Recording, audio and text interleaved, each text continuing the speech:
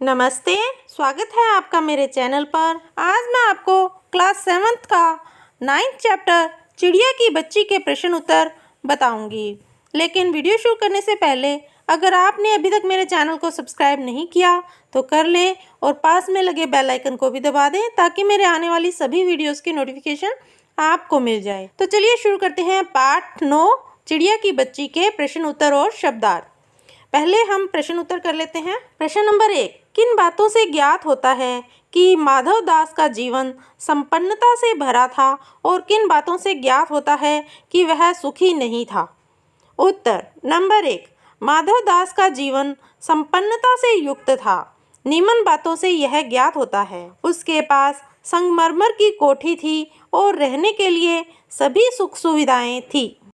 वह चिड़िया के लिए सोने की कटोरी व पिंजरा बनवा सकता था। माधव दास के पास सुख साधनों के होते हुए भी वह सुखी नहीं था। निम्न बातों से यह ज्ञात होता है। माधव दास के पास अकेलापन दूर करने वाला कोई नहीं था। माधव दास संध्या के समय बगीचे में बैठकर अपना समय स्वप्न की तरह गुजारता था। प्रश्न नंबर 2, माधव दास क्यों बार बार चिड़ियों से कहता है कि यह बगीचा तुम्हारा ही है? क्या माधव दास निस्वार्थ मन से ऐसा कह रहा था? स्पष्ट कीजिए। उत्तर, माधव दास चिड़ियों को निस्वार्थ भाव से नहीं कह रहा था। बगीचे में चिड़ियों के चहचहाने से उसका अकेलापन दूर हो गया था, इसलिए बगीचा उसी का होने की बात कहकर वह उसे लालच दे रहा था। प्रश्न नंबर 3, कहानी के अंत में नन्ही चिड़िया को सेठ के नौकर के पंजे से भाग निकलने की बात पढ़कर तुम्हें कैसे लगा? अपनी प्रतिक्रिया लिखिए। उत्तर, कहानी के अंत में नन्ही चिड़िया ने सेठ के नौकर के पंजे से भागकर अच्छा ही किया, क्योंकि यदि वह सेठ के द्वारा दिए गए सुख साधनों के लालच में फंस जाती तो अपनी आज़ादी और माँ का प्यार हमेशा के लिए खो देती। प्रश्न नंबर 4, माँ मेरी बाट देखती होगी। नन्ही चिड़िया बार बार इसी बात को कहती है।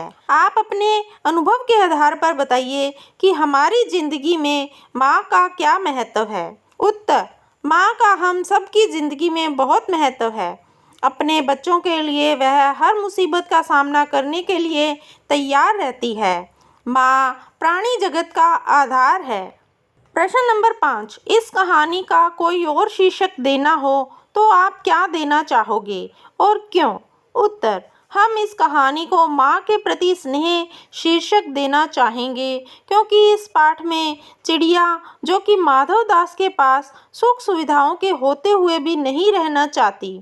संसार के सभी प्राणी माँ की ममता को अनुभव कर सकते हैं। चिड़िया भी अपनी माँ के पास जाना चाहती है। माँ प्राणी जगत का आधार है। चिड़िया का अपनी माँ के प्रति स्नेह होने के कारण यह शीर्षक उचित है। पाठ 9 के शब्दार्थ इस प्रकार हैं। नंबर 1, व्यसन, दोष। नंबर 2, रकाबियाँ, तश्तरी। नंबर 3, मसंद, गोल तकिया। नंबर 4, स्वच्छंदता, अत्यधिक स्वतंत्रता। नंबर 5, बहार, सुंदरता। नंबर 6, सुबुकना, हिचकी लेकर रोना। तो ये थे पाठ 9 के शब्दार्थ और प्रश्न उत्तर। आपको ये वीडियो कैसी लगी कमेंट करके अवश्य बताइएगा। अगर आपको ये वीडियो अच्छी लगी तो इसे लाइक कीजिएगा, शेयर कीजिएगा और मेरे चैनल को सब्सक्राइब करना ना भूलिएगा और पास में लगे बेल आइकन को भी दबा दें ताकि मेरे आने वाली सभी वीडियोज़ की नोटिफिकेशन आपको मिल जाए। धन्यवाद।